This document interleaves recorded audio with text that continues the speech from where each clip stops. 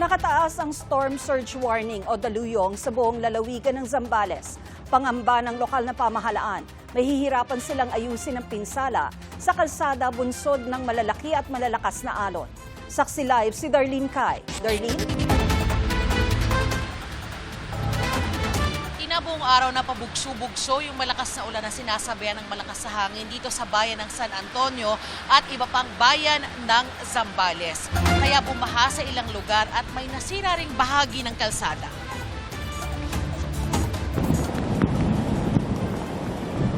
Itinaas ng PAGAS ang storm surge warning sa buong Zambales. Mabagsik ang mga alon, lalo rito sa bahagi ng karagatang sakop ng Barangay San Miguel sa bayan ng San Antonio. Noong nakaraang linggo pa ganyan ang sitwasyon dito.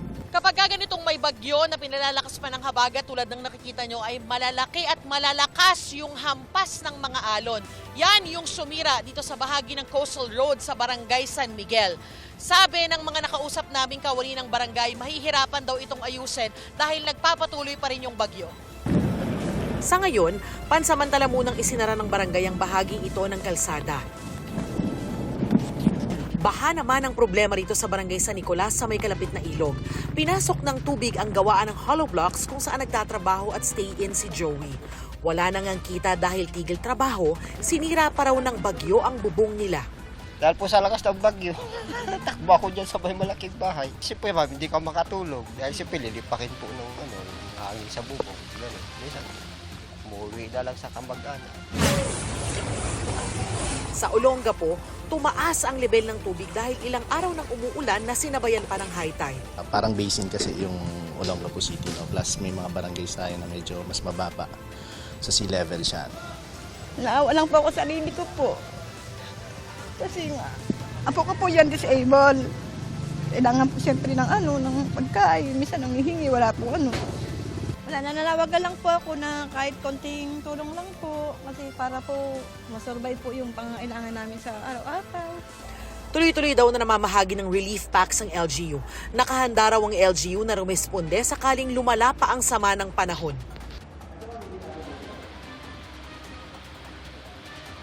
Dito sa gymnasium o youth center ng San Antonio, pansamantalang nananatili yung mahigit 100 evacuees.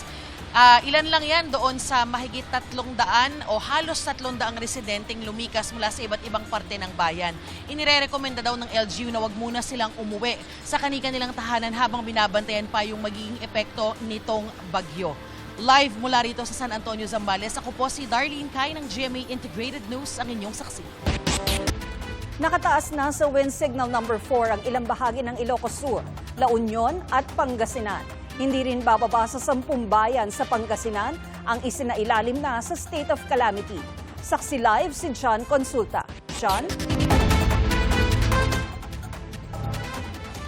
Tina, todo paghahanda na nga ang sinasagawa ng Narvacan LGU dito yan sa Ilocos Sur.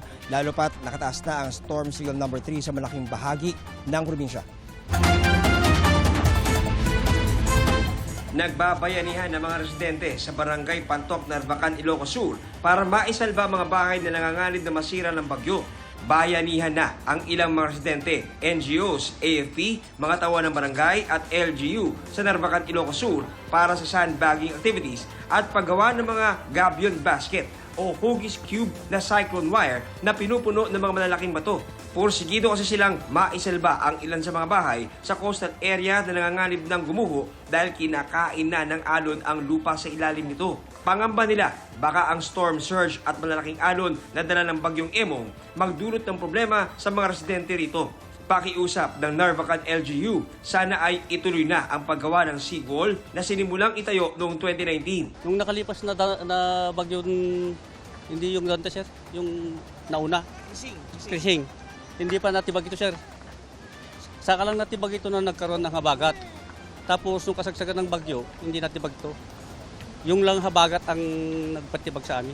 Ang ginagawa namin ngayon, sir, nagsasandbagging, naglalagay ng boulders at saka gabion basket kasi malaki na yung tibak ng buhangin. Pinagsabihan ko na, sir, yung mga kabarangay ko, lalo na yung mga nandito sa tabi ng dagat, mag-evacuate na sila. Sana sa national, sana tulungan kami na maayos na yung seawall. Kasi talaga yun ang pinakamalaking problema namin. Kung baka may time na yung mga ngayon isolated, baka magiging island na yun. Nag-ikot ang mga opisyal at tauhan ng Narvacan LGU para paalalahanan ang mga residente na mag-charge na ng kanilang mga cellphone, power bank at flashlight. Namigay na rin ng mga hygiene kit, relief goods at pagkain ng LGU sa mga evacuees na inilikas mula sa mga low-lying areas. Sa La Union, nagpulong ang PDRRMO, Coast Guard, PNP, Air Force at Provincial Government para ikasa ang mga final preparations sa inaasahang epekto ng bagyong Emo. We are taking all the precautions necessary, definitely with the evacuation centers, repositioning, pati logistical support nila. I am trying to make sure that the support that they need is present. Sa 5 p.m. bulletin ng Pag-asa, itinaas na ang signal number 4 sa ilang bahagi ng La Union, Ilocos Sur at Pangasinan. Sa Pangasinan, di bababa sa 10 lugar ang nagdeklara ng state of calamity, kabilang ang Mangaldan. 30 barangay roon ang binaha dahil sa pag-apaw ng mga creek. Pinakaapektado ang barangay Anolid kung saan mahigit 1,000 bahay ang pinasok ng baha. Problema ang maitim, marumi at nangangamoy na tubig. Lalo sa mga may anak gaya ni Mary Rose. Baka magalit po sila. Namahagi naman ng food packs ang barangay sa mga apektadong residente. May mga gamot po doon sa barangay kung may kailangan po sila. Nandun lang po kami. State of calamity na rin sa Calasiao. Mahigit 500 residente ang nananatili sa evacuation center. As of yesterday po, lahat po ng 24 barangays po ng ating bayan ay meron na pong reported flooding. Although 18 po dito ang merong malubhang pagbaha sa kanilang area, umaabot po hanggang lakas taong level. Sa buong Pangasinan, mahigit 5,000 na ang mga residenteng inilikas sa iba't ibang evacuation center. Pati ang evacuation center sa Barangay Maluwid sa Dagupan City, inaabot ng baha. Ilang evacuee ang inilipat sa second floor. Nagkakasakit na ang ilang evacuee. Nagkakawa na po yung mga bata po ng ubo, sipon po. Sapat naman daw ang gamot mula sa barangay at City Health Office para sa mga evacuee. Patuloy rin ang forced evacuation dahil sa bagyong Emo. Mas lalo pang lalakas yung hangin, kaya kailangan natin ilabas yung ating mga tao.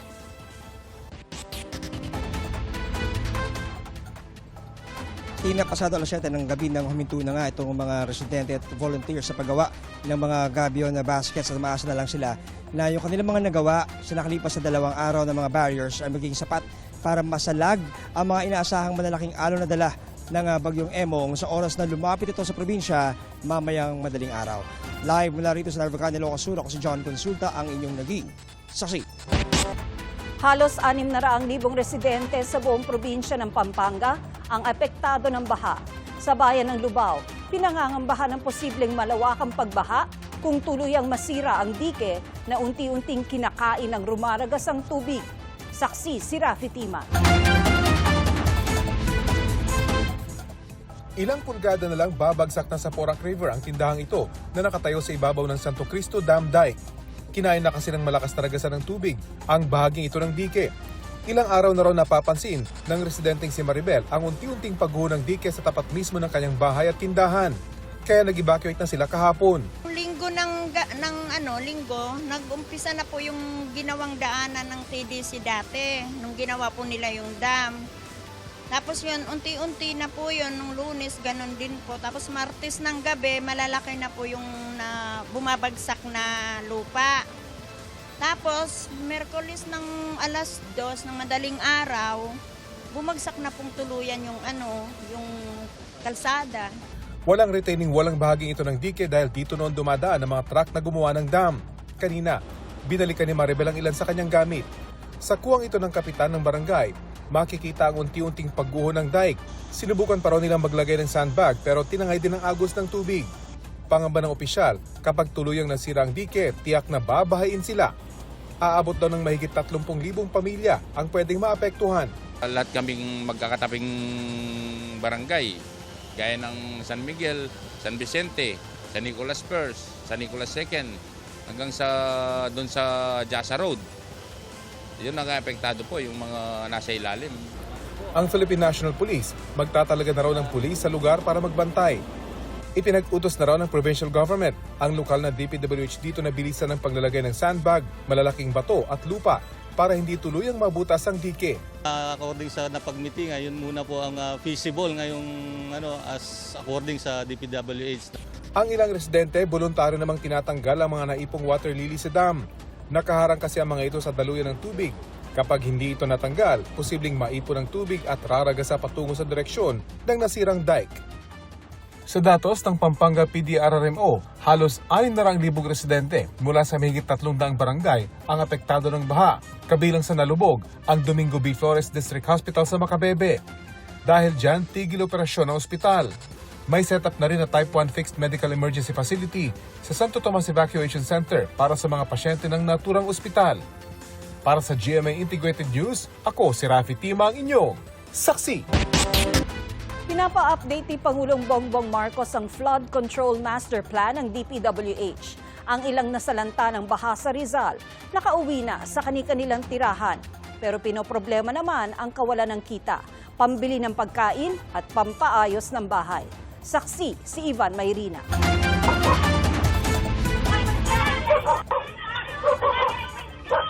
Natarantat na kumahog ang mga residente sa Barangay San Jose Antipolo Rizal mag-aalas 8 kagabi.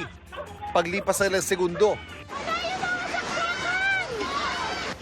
rumagasan ang baha. Sa lakas ng daloy ng tubig, nagbistulang ilog ang mga kalsada. Walang naitalan na sugatan pero pinasok ng tubig ang mga bahay. Yung iba po, medyo nag-iba po yung bahay nila, yung mga sasakyan, naapektuhan din po. Tinangay din po yung mga motor. Napakalalim na dito sa amin. Ayon sa Disaster Risk Reduction and Management Office ng Barangay San Jose, umagos ang baha galing sa kalapit na subdivision matapos bumigay ang pumapagit ng pader ng isang private property. Plano ng barangay na makipagpulong sa kinatawan ng dalawang subdivision at sa may-ari ng private property para matugunan at hindi na maulit ang ganitong pagbaha sa lugar. Sinusubukan pa namin kunin ang panig ng kinatawan ng kalapit na barangay at ang may-ari ng private property. Sa bayan ng Rodriguez, putik at mga basang gamit ang dinata ng pamilya ni Rosemary pag-uwi mula evacuation center. Pinagtitiisan muna nilang hilaw na saging para malam na ng tiyan. Wala na po kaming kakainin po. Iniisip po namin paano kami kakain po. Gutom din po yung mga bata.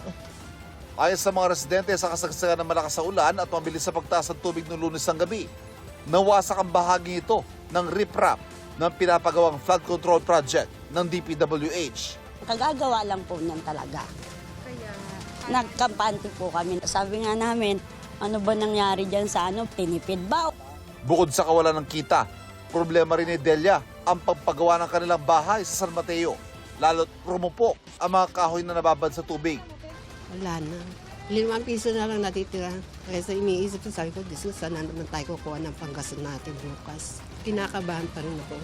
Lalo na sa gabi, hindi ko makatulog.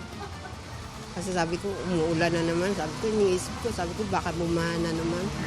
Natagpuan naman sa ilog ng San Mateo ngayong hapon ang labi ng 67-year-old na lalaki tinangay na malakas sa agos ng tubig sa bayan ng Rodriguez.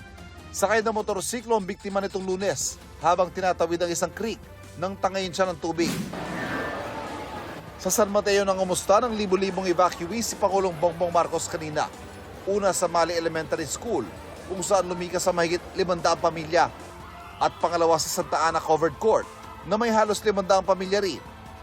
Pinangasiwaan ng Pangulo ang pamimigay ng food packs, hygiene kits, sleeping kits at water filtration kits. Namahagi rin ang bagong lutong pagkain sa mga evacuee.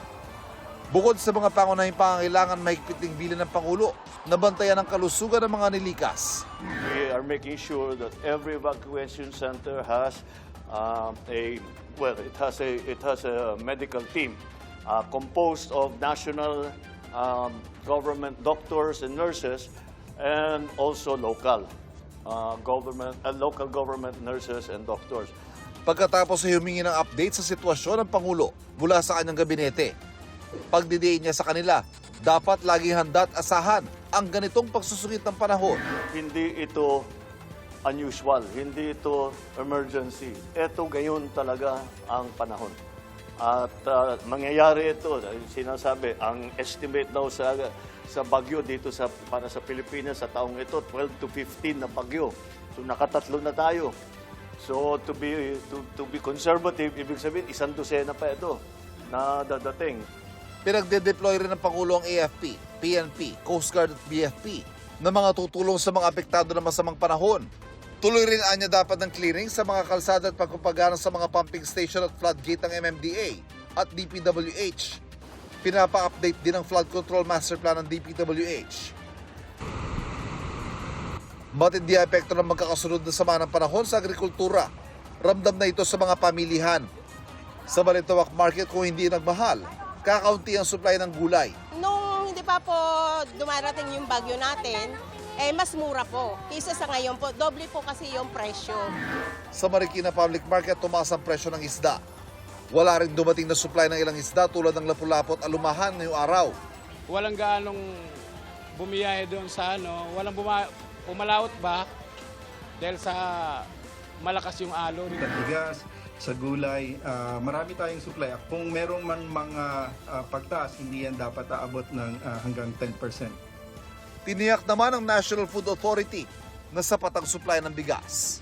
Utos din ng Pangulo na mas paigtingin pa ang price monitoring upang maiwasan ang pag-abuso sa presyo, lalo na sa mga lugar na nasa ilalim ng state of calamity. Para sa GMA Integrated News, Ivan Mayrina ang inyong saksi. Sinagip sa Batangas City ang mag-asawang sakay ng e-bike na tinangay habang tinatawid ang isang spillway. Maingat ding tinawid ng ilang naulila ang umaapaw na spillway habang buhat ang isang kabaok. Saksi si June Veneracion. Dahan-dahan at maingat itinawid ng mga lalaking ito ang umaapaw na spillway sa Laurel, Batangas habang buhat ang isang kabaong. Kasunod nilang nagdalakad ang mga kamag-anak at mga nakikiramay. Hindi nagpatinag sa malakas na ulan at ragasaan ng tubig para lamang maihatid sa sementeryo ang mahal sa buhay. Naawa ko kami sa kanila dahil kahit lakas ng baha ng lakas ng ulan at baha, pinipilit pa rin nilang libing ng kanilang mga kabag-anak. Ang spillway ang pinakamalapit na daanan papuntang sementeryo. Kita nyo naman kung gaano kalakas yung agos ng ilog dito sa ibabaw ng spillway. Ganyan yung sinuong ng mga nakipaglibing kaninang umaga. Pero para sa mga otoridad, lubhang napakadelikado na kanilang ginawa.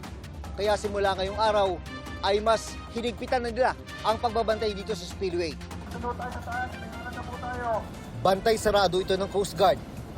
Kasama nila nagmo-monitor ang ilang pulis at mga taga Bureau of Fire Protection. Taas-baba naman ang baha sa mga kalsada sa bayan ng Lemery, lalo na sa kalsada papuntang munisipyo. Wala hong tigil ang ulan. Tayo naman po ay wala din hong tigil sa paglilinis. Binahari ng diversion road at ang daanan sa barangay Palanas papasok sa Lemery Town. Pero nadaraanan na ito ng mga sasakyan. Kaninang umaga, malalim din ang baha sa bypass road. Ang ilang sasakyang nilusong ang baha, di na nakayanan ang taas ng tubig. Gaya ni RJ na nagmamadaling umuwi para alalayan ang mga magulang. Malakas yung alon sa amin mag-aano sa kanila tutulong po lumikas Mahigit 400 pamilya ang nagsilika sa buong bayan. Karamihan nakatira sa mga coastal barangay. Mula nung madaling araw, paglakas ng ulan, dumami na yung mga evacuation, mga nag-evacuate namin mga kababayan. May mga gumuho namang lupa sa tabi ng kalsada sa may National Highway sa Talisay, Batangas. Pansamantalang isinara ang isa sa 2 lane ng kalsada para sa seguridad ng mga motorista. Ininspeksyon ng lokal na pamahalaan ang tabing kalsada. Yun! Dali! Hindi marunong lumanga yung lalaki. Tinangay at tumaob naman ang isang e-bike sa barangay Malitang, Batangas City habang tinatawid ang isang spillway kaninang umaga. Tulong-tulong ang mga residente sa pagligtas sa mag-asawang sakay nito. Ligtas silang naiahon. Kahapon naman, natagpuan ng mga otoridad ang isang palutang-lutang na katawan sa katubigang sakop ng Batangas City. Batindi ang baha sa highway sa Calapan Oriental, Mindoro na nagbistulang ilog kaninang umaga. Dahil sa halos abot tuhod na baha, stranded ang mga tao at sasakyan. Din ang tubig pati ang Bukayaw National High School. Damay ang 12 classroom, mga upuan, ilan sa mga gamit ng mga guro at mga office sa paaralan. Pilit ding sinuong ng mga rescuer ang abot tuhod na baha sa barangay Labasan sa bayan ng bungabong kaninang madaling araw. Sa bayan ng Baco, buwis buhay ang pagsagip sa 5 individual, kabilang ang 3 bata, hanggang dibdib ang baha roon. Gamit ang isang lubid, tulong-tulong ang mga rescuer para di matangay ng rumaragas ang baha. Ang isa sa mga igilikas, isinakay sa likod ng isa sa mga rescuer habang tinatawid ang baha. Forced evacuation naman ang ipinatupad sa Sitio Pulong Bagto, Barangay Balansay sa Mamburao Occidental, Mindoro. Isang bangka naman sa Mamburao River ang tulong-tulong na itinali ng mga otoridad para hindi anurin. Kasunod ng pagpalo sa critical level ng tubig sa Mamburao River. Para sa GMA Integrated News, ako si June Veneracion, ang inyong saksi. Gumuho ang isang bahay na nasa tabi ng creek sa Maynila. Mabuti na lamang at nakalabas na ang mga residente bago ito tuluyang bumigay. Narito ang aking report. Nagtipon-tipon ang mga taga-barangay 684 sa Paco, Manila sa labas ng isang bahay sa Santiago Street na katabi ng creek. Bandang 3:30 ng hapon kahapon, nangyari na ang kanilang pinangangambahan. Mahigit 30 individual ang nakatira sa gumuhong bahay na gawa sa light materials. Ang pamilya ni Juan Dilubian ang nakatira sa ground floor, habang ang pamilya ng mga kapatid niya ang nasa second at third floor. May mga senyales daw na posibleng bumigay ang kanilang tirahan, kaya lahat daw sila ay nakalabas bago ito tuluyang bumagsak. Naririnig ko lumalangit-ngit, lalo na pag naglalakad sila sa taas. Bandang 3 p.m. parang may nadulas ata sa taas. Parang nagalaw yung dingding dito. Parang napunit talaga yung hardiplex nila. Parang napupunit ng ganun. Tapos yung dos por dos na nakakapit dito sa side na to, parang natanggal na rin. Kaya pinalabas ni Mang Danilo ang lahat ng nasa loob ng kanilang bahay. May isang nandun sa taas, siguro puyat, pamangkin ko. Ayaw, yung nanay panik ng panik, gano'n, bumaba ka na. Tapos nung siguro hindi na nakatulog dahil kakakalabit, ay hindi na makakatulog, bumaba na. Pagbaba, siguro mga 4 o'clock na yun, nandiyan pa lang sa tindahan, bumagsak na, kabababa lang ng bata. Mag-aalas 2 po ng hapon, medyo tumatagilid na po yung bahay. Ang nandoon pong huling-huling bumaba po yung anak ko. Sa kabutihang palad, walang nasaktan sa insidente.